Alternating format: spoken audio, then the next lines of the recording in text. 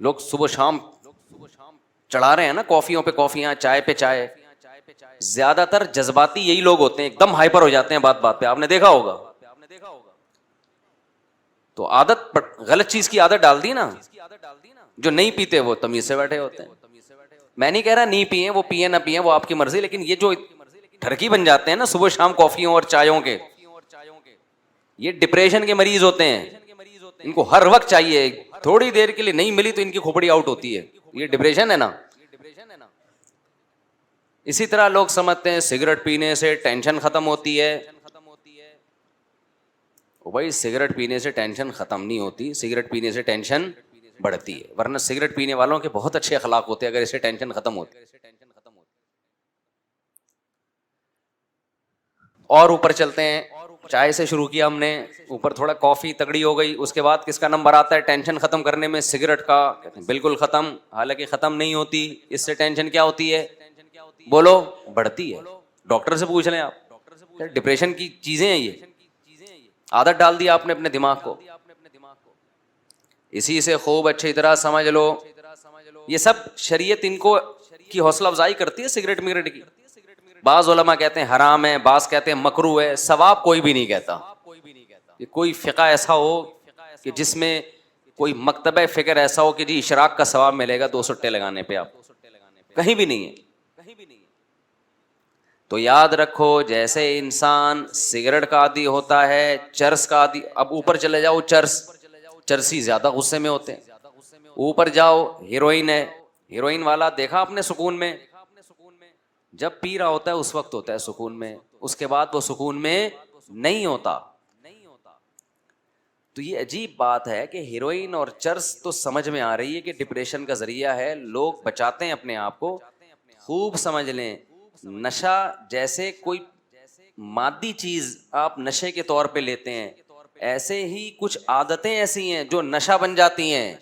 تو وہ کام کرنے سے ان کے بھی نشہ ہوتا ہے. تو جیسے نشے والی چیزیں کھانے سے ٹینشن ڈپریشن بڑھتی ہے، ایسے ہی ان عادتوں میں پڑنے سے سکون نہیں ملتا، بلکہ ڈپریشن پیدا ہوتی ہے اور بڑھنا شروع ہوتی ہے.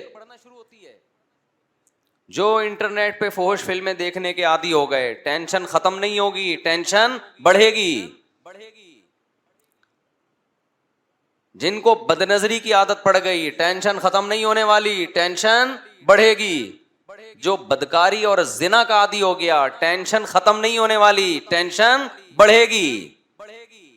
یہ جانور نہیں ہے، یہ انسان ہے. جانور کی صلاحیتیں خواہشات محدود، انسان کی محدود نہیں ہے. انسان ذہین ہے، وہ خود سے خواہشات کو اس کا دماغ جنم دیتا رہتا ہے.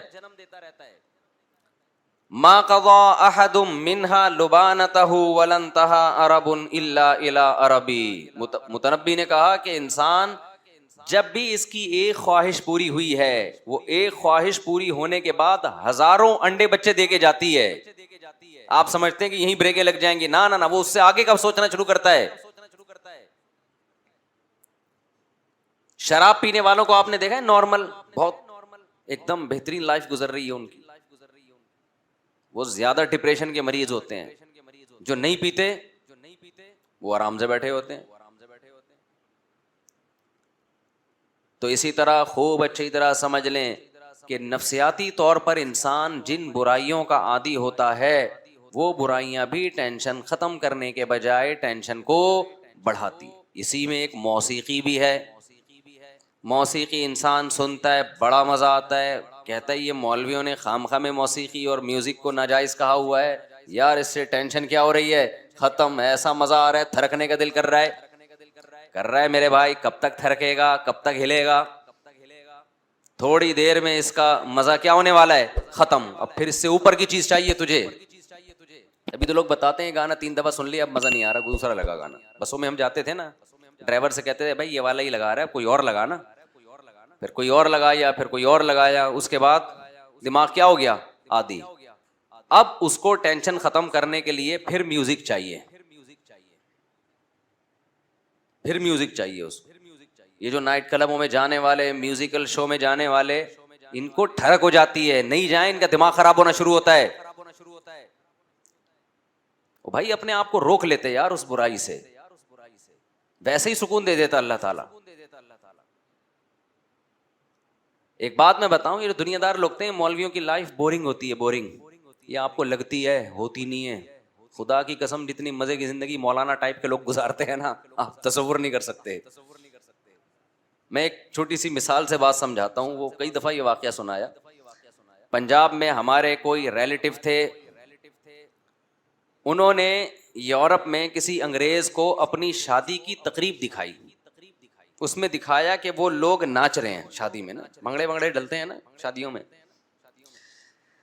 تو اس گورے نے کہا کہ یہ سب نے پی ہوئی ہے.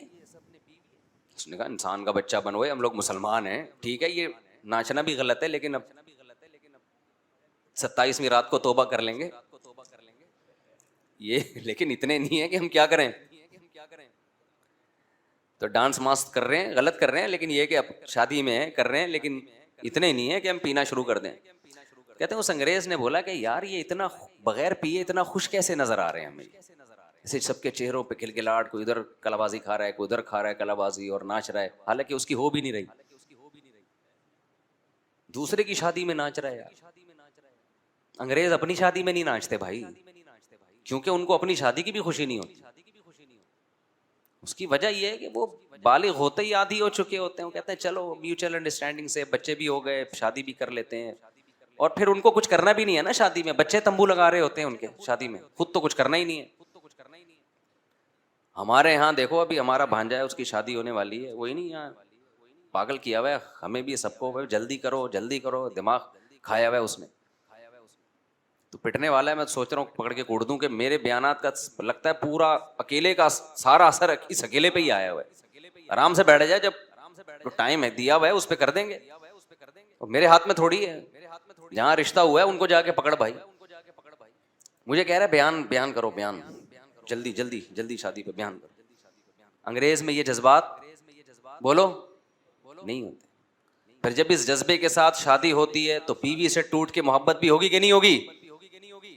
اور کیا چاہیے یار, گھر میں بیوی سے عشق جیسی محبت ہو تو سکون آ گیا نا زندگی میں.